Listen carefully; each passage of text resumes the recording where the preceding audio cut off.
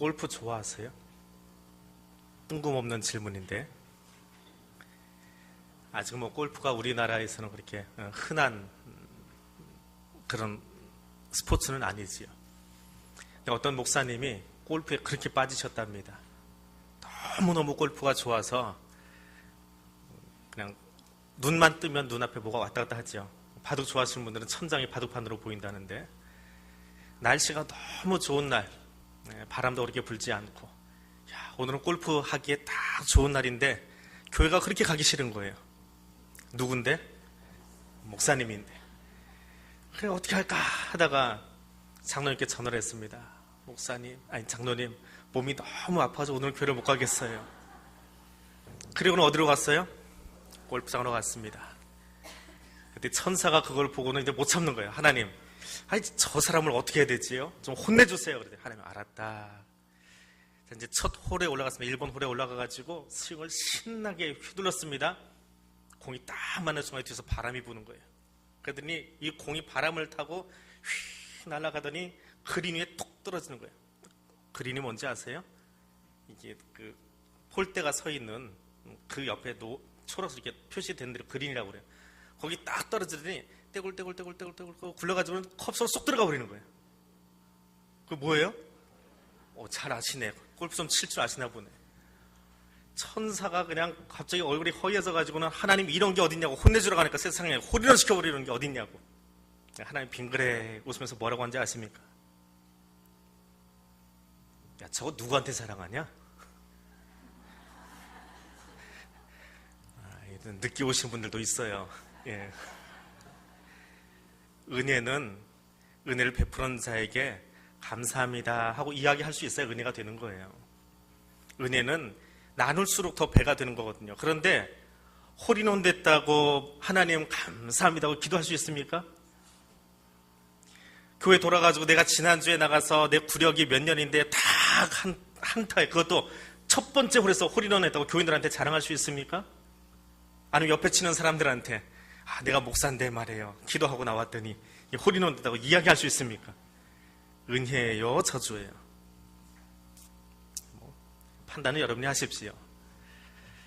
자, 로마서라고 하는 책은 사도 바울이 개척하지 않은 유일한 교회, 그 교회 보낸 서신입니다. 바꿔 이야기하면, 그냥 좀 쉽게 이야기하면 남의 교회 참견하는 책이에요.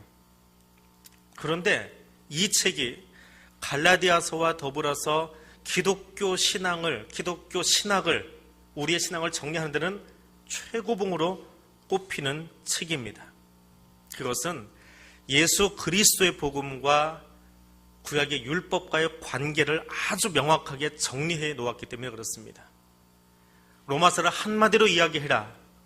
그러면 칭의, 하나님이 의롭다라고 일컬어 주셨다, 말해 주셨다라고 하는 것입니다. 그것을 한 단어로 딱 줄이면 그것이 은혜예요. 은혜가 무엇이냐? 은혜는 하나님의 일방적이고 무한한 사랑 때문에 주어진 하나님 사랑의 표현입니다. 이 은혜라는 말은 교회 안에서 여러 가지로 사용되어집니다. 사도 바울은 그 은혜가 무엇인지를 아주 명확하게 설명해 놓고 있습니다. 구약에서 다양한 의미로 사용되고 있던 그 단어, 구약에서는 원래 신들에게 감사한다라는 뜻이었습니다. 그런데 신약에 와서, 특별히 바울에게 와서는 하나님께 감사하는 것, 하나님이 주신 것을 감사하는 것, 이것만 은혜다라고 아주 그냥 규정해버렸어요. 신약성경 전체에서 사도 바울이 쓴 편지 다 빼버리고 나머지 책 27권 신약성경 가운데에 바울의 서신 싹 빼고 나머지 책에서 은혜라고 하는 단어가 51번 쓰였습니다. 그러면 사도 바울이 쓴 서신서에는 몇 번이나 쓰였을까요? 맞추라고 질문하는 거 아니에요. 그냥 짐작해보라고 하시는 거예요. 신약 전체에 바울 서신 싹 빼고 은혜가 51번이면 사도 바울의 서신에는 대충 몇 번이나 쓰였을 것 같습니까? 101번 쓰였습니다. 그러니까 신약의 다른 사람들이 다 쓴 것보다도 바울은 하나님이 주신 은혜만 묵상하고 사는 거예요. 그거 외에는 다른 할 이야기가 없는 거예요. 다른 사람이 한 모든 것을 다 모아 놓아도 바울 혼자 한 이야기의 절반밖에 안 돼요. 그만큼 바울은 하나님의 은혜에 취해서 산 사람입니다.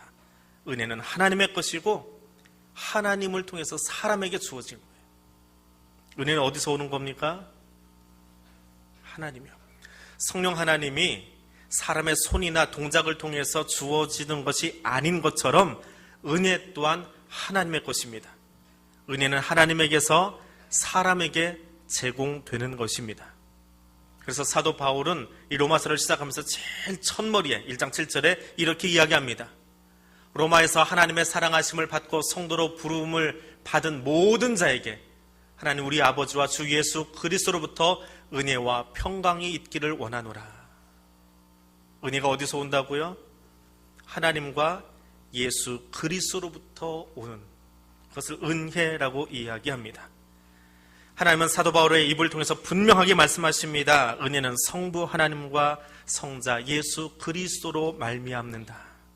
하나님만이 우리에게 은혜를 주신다라고 하는 거예요.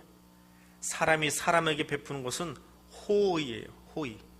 그리고 하나님이 우리에게 특별히 구별하여 모으신 그 사람들에게 주시는 것이 은혜입니다. 교회는 세상으로부터 구별함을 받은 사람들의 모임이다. 그렇게 정의를 합니다. 그러면 오늘 여기 앉아있는 세상에서 구별하여 불림을 받은 우리들은 다 은혜의 수혜자들입니다. 그것을 믿으시기 바랍니다. 그리고 오늘도 하나님의 그 은혜가 빗줄기처럼 우리의 삶 속에 여러분의 머리 위에 여러분의 가슴 가운데 부어지고 있음을 믿으실 수 있기를 원합니다. 은혜는 우리의 것입니다. 은혜의 제공자는 하나님이시고 은혜는 우리의 것입니다. 그러면 성경이 말하는 은혜는 무엇일까요? 성경이 말하는 은혜가 무엇일까요? 오늘 5장 1절과 2절을 우리 같이 읽어보겠습니다. 그러므로 우리가 믿음으로 의롭다 하심을 받았으니 우리 주 예수 그리스도로 말미암아 하나님과 화평을 누리자. 또한 그로 말미암아 우리가 믿음으로 서 있는 이 은혜에 들어감을 얻었으며 하나님의 영광을 바라고 즐거워하느니라. 아멘. 세번역 성경은 이 구절을 이렇게 번역해 놓았습니다. 그러므로 우리는 믿음으로 의롭다 하심을 받았으므로 우리 주 예수 그리스도로 말미암아 하나님과 더불어 평화를 누리고 있습니다. 우리는 또한 그리스도로 말미암아 지금 서 있는 이 은혜의 자리에 믿음으로 나오게 되었으며 하나님의 영광에 이르게 될 소망을 품고 자랑을 합니다. 은혜의 자리, 그것이 무엇입니까? 하나님과 화평을 누리는 것, 평화를 누리는 것입니다. 은혜는 죄인인 내가 거룩하신 하나님께 징계받기 위해서 그 앞에 선 것이 아니라 예수로 말미암아서 평화의 관계 가운데 서 있는 것입니다. 죄 때문에 심판과 임박한 종말에도 불구하고 예수로 말미암아서 지금 하나님과 평화를 누리는 것, 이것이 은혜입니다. 지난 5월 마지막 날 광주의 근처에 한 아파트에서 퇴근하던 한 40살의 공무원이 아내하고 아이 앞에서 투신하던 대학생과 부딪혀 사망한 사건이 있었습니다. 그 어간의 뉴스들 31일자부터 시작해서 6월 1일, 2일까지 신문 기사들은 연금 받냐 못 받냐, 보상 어떻게 되냐, 그리고 그 대학생 나쁜 인간이다, 왜 뛰어내리냐, 뭐 그런 자극적인 헤드라인으로 신문 기사를 내보내기 시작했습니다. 그리고 아마 오래전부터 준비했을 것 같은데 갑자기 그 해외여행이라는 게 취소가 쉽지 않을 텐데 아무튼 군의회 의원들이 다 연수성 해외 연수를 나갔대요. 하필이면 그 기간에. 그래서 장례식 끝날 때까지 돌아오지를 못해가지고 얼마나 비난을 받았는지 모릅니다. 그것이 2일자까지 나온 신문이에요. 6월 3일 신문입니다.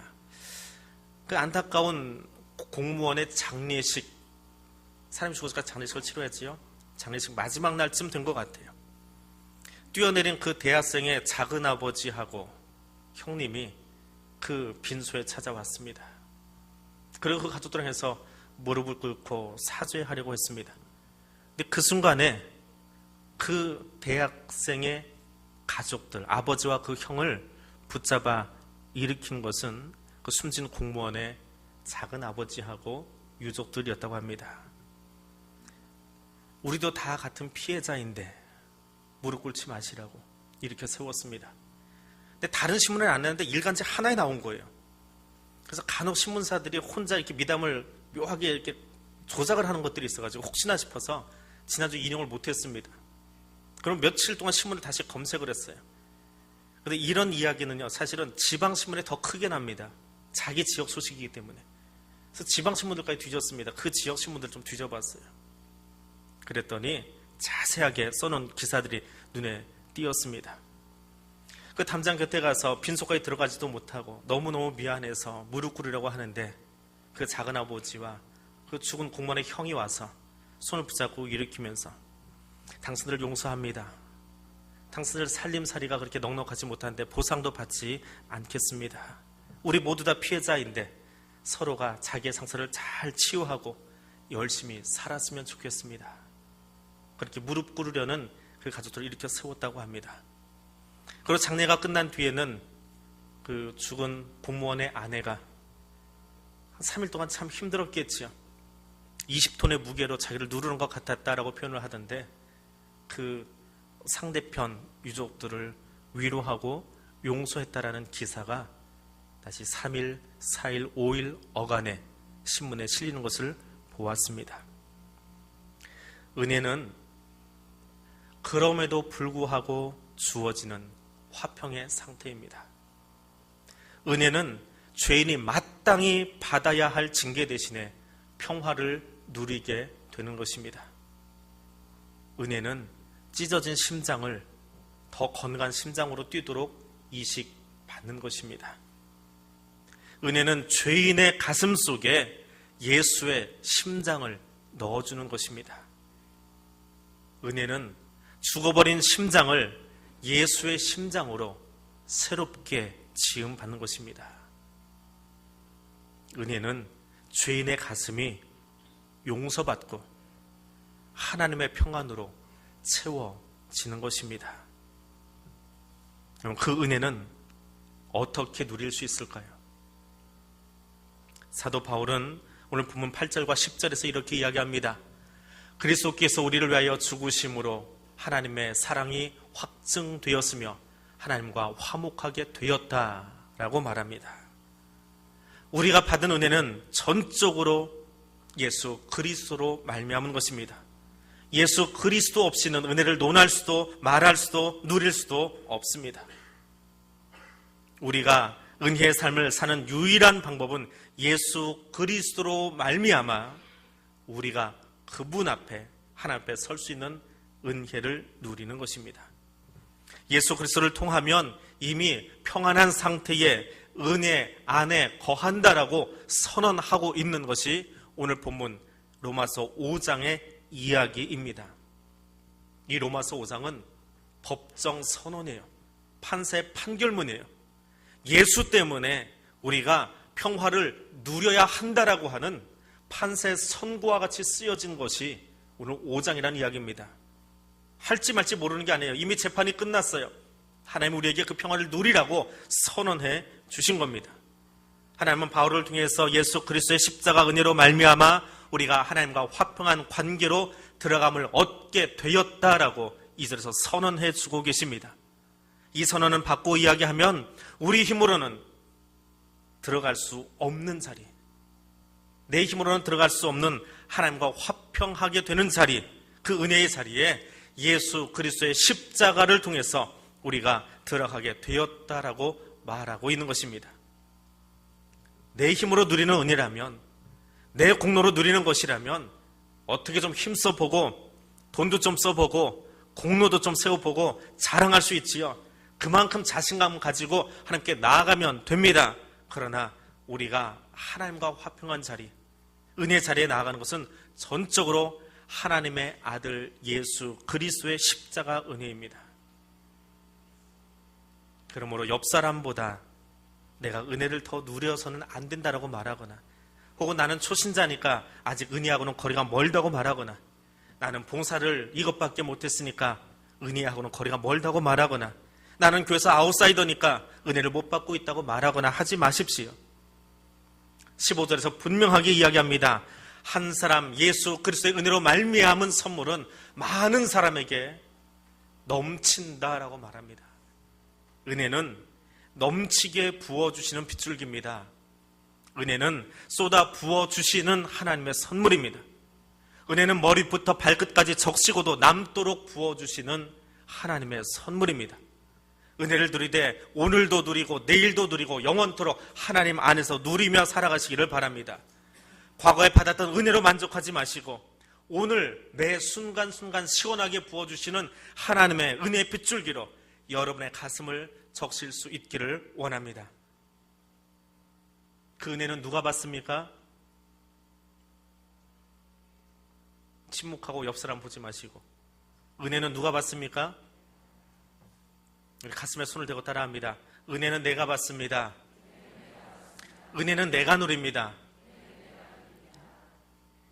성경 8절은 이렇게 이야기합니다. 우리가 아직 죄인 되었을 때에 그리스도께서 우리를 위하여 죽으심으로 하나님께서 우리에 대한 자기의 사랑을 확증하셨다라고 말합니다.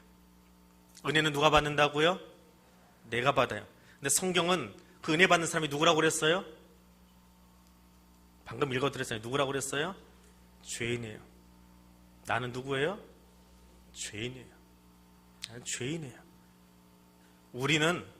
우리라고 하면 책임을 회피하는 것 같으니까 나는 내 힘으로는 하나님 앞에 나아갈 수 없는 죄인입니다. 나는요, 하나님의 넘치는 은혜가 필요한 죄인이에요. 그 은혜가 아니면 나는 여기 있을 수 없습니다. 하나님의 은혜가 아니면 오늘을 살아갈 수 없는 존재예요. 하나님의 은혜가 아니면 지금 여기서 이 말도 할 수 없는 죄인이에요. 나는 그 하나님의 넘치는 은혜가 가장 필요한 사람입니다. 오직 죄인에게만 은혜가 필요해요. 죄인이 아닌 사람에게는 은혜가 필요 없습니다. 주님은 의인을 부르러 온 것이 아니라 죄인을 부르러 왔습니다. 주님의 음성을 듣는 사람들은 다 죄인들이에요. 바리새인도 사두개인도 삭개오의 집에 들어가는 예수님을 이해하지 못했습니다. 그들은 율법을 잘 알고 율법을 해석했고 잘 지키는 사람이었습니다. 그러나 마태, 삭개오, 수가성 여인은 자신의 죄인됨을 안 사람들입니다. 어부 베드로는 그물 가득한 고기만 보고도 그곳에 그물 던지라 말씀하신 예수를 떠올리면서 자신의 죄인됨을 알았습니다. 삭개오가 언제 은혜를 받았습니까? 그가 승승장구하고 세리장이 되었을 때입니까? 집안에 금은보화가 가득 쌓였을 때 그가 은혜를 받았습니까? 삭개오는 뽕나무 위에서 예수 그리스도를 만나며 은혜를 받았습니다. 그 뽕나무 위에서 자신이 죄인인 것을 깨닫는 순간 은혜를 받았습니다. 그런데 뽕나무 위에 올라간 삭개오는 어떤 상태였습니까? 그래도 세리장인데 자신의 집에 쌓아둔 금은 보화 때문에 사람들의 부러움의 대상이었는데, 여리고에서는 누구나 알아주는 지역 유지인데 그 지역 유지 세무사장님께서 나무 위에 올라가서 얼굴만 빼꼼히 내놓고 있다가 예수님께 들켰습니다. 12제자가 보았습니다. 12제자만 보았어요. 예수님 옆에는 늘 한 2,000명의 사람들이 따라다녔다고 합니다. 그들이 보았어요. 2,000명만 봤습니까? 여리고에 예수님 나타났으니까 여리고 온 동네 사람들이 다 나왔는데 나무 위에 누가 있어요? 우리 지역 유지 세리장님이 저기 앉아 계세요. 근데 예수님이 내려오래요. 내려가지도 올라가지도 숨지도 못하는 그 부끄럽고 초라한 자리, 그는 거기서 은혜를 받은 거예요. 6절은 이렇게 이야기합니다. 우리가 아직 연약할 때에 기약대로 그리스도께서 경건하지 않은 지라를 위하여 죽으셨다라고 말합니다. 주님은 삭개오의 연약함을 보셨습니다. 주님은 스스로의 힘으로 고기를 잡아보고 평안을 누리려고 갈릴리까지 도망갔지만 지쳐버린 베드로를 만나 주셨습니다. 주님은 오늘도 내일도 믿는 사람 잔해하려고 열심히 뛰어다니지만 여전히 삶의 만족이 없었던 연약한 바울을 만나 주셨습니다. 그 연약한 인간을 만날 때에 그들에게 은혜가 임했습니다. 예수 그리스도를 만나는 순간, 십자가 예수를 만나는 순간 우리는 은혜를 경험하게 되어집니다. 내가 예수로 말미암아서 죄의 용서를 받고 하나님과 화평한 자리에 들어가는 은혜를 입었기 때문입니다. 성경은 말합니다. 우리가 아직 죄인 되었을 그때에, 우리가 하나님께 등 돌리고 있을 그때에, 우리가 여전히 말씀대로 살지 못하고 내 고집대로 신앙생활을 하고 있을 그때에, 우리가 하나님과 원수되었던 그때에 사랑을 부어주셨다라고 말합니다. 우리가 원수되었을 때에 이 말이 얼마나 은혜가 되는 말씀인가요? 내가 열심히 했을 때, 내가 잘하고 있을 때, 내가 봉사 잘할 때, 내가 예배 잘 드릴 때, 내가 헌신 많이 할 때, 그래서 내가 돈도 많이 벌고 좀 소문날 때, 그때 주님이 내게 은혜 주신다면 세상 사는 게 얼마나 힘들겠어요? 아니, 예수 믿는 게 얼마나 힘들겠어요? 돈 많이 버셔야지요, 봉사 많이 하셔야지요, 이름도 좀 내야지요, 앞자리에 앉으셔야지요. 그래야 은혜 받는다면 얼마나 피곤해요, 예수 믿는 게. 근데 언제 은혜 주신다고요? 신앙생활은 제 고집대로 하고 있고 하나님께 등 돌리고 있고 하나님과 원수되어 있고 죄인 되었을 그때에 하나님이 자신의 사랑을 확증해 주셨대요. 우리가 가장 못나고 가장 부끄럽고 초라해서 앞자리보다는 구석으로 도망가고 싶은 그때에, 봉사할 기회보다는 숨어버리고 싶은 그때에, 사람들 얼굴 쳐다보기보다는 혼자 울고 싶은 그때에 하나님이 우리에게 은혜를 부어주신대요. 성경은 처음부터 끝까지 하나님의 죄를 얼마나 미워하시는지 나옵니다. 정말 미워하세요. 거룩하신 분이기 때문에 죄를 용인하실 수가 없습니다. 그러니 죄는 용납하실 수도 없습니다. 반드시 심판하셔야 되고 벌하셔야만 합니다. 그런데 하나님이 그 죄인들을 사랑하셨어요. 너무너무 사랑하셔서 그들의 죄값을 누군가에게 옮겨놔야 되겠어요. 그래서 그 구제불능의 인간들을 위해서 하나님의 독생자 예수 그리스도를 이 땅에 보내주시고 그 아들의 얻기 위해 우리들의 그 더러운 죄를 다 올려놓으시고 십자가의 죽으심으로 용서해 주셨습니다. 그래서 주님이 오신 거예요. 그래서 예수님이 이 땅에 오신 거예요. 그것이 은혜입니다. 은혜는 죄에게 자유를 주는 것이 아니라 죄로부터 자유하게 하는 것입니다. 은혜는 죄에게 자유를 주는 것이 아니라 죄로부터 자유하게 하는 것입니다. 예수 그리스도의 십자가가 나를 위한 사건임을 기억함으로 은혜 안에 머무는 백성으로 살아가시기를 바랍니다. 하나님의 은혜가 지금도 내 가슴 속에, 내 심장 안에 폭포처럼 쏟아 부어지고 있음을 경험하며 주와 함께 걷는 백성들 되시기를 바랍니다. 기도하겠습니다. 거룩하신 하나님, 우리 안에 깨어진 하나님의 형상을 회복시키시고 죄로 말미암아 죽은 우리에게 영원한 생명을 주시려고 독생자 예수 그리스도를 보내심을 감사드립니다. 죄인을 찾아와 십자가 구속의 은혜로 하나님과 화평케 하신 하나님, 이 시간 그 은혜를 폭포수처럼 경험하며 누리며 찬양하게 하옵소서. 주시는 은혜가 매 순간 우리의 심장을 울리게 하옵소서. 성령 하나님, 무엇으로도 바꿀 수 없는 이 은혜를 나의 삶 속에서 매 시간 경험하며 나누도록 이끌어 주옵소서. 예수님 이름으로 기도드립니다. 아멘.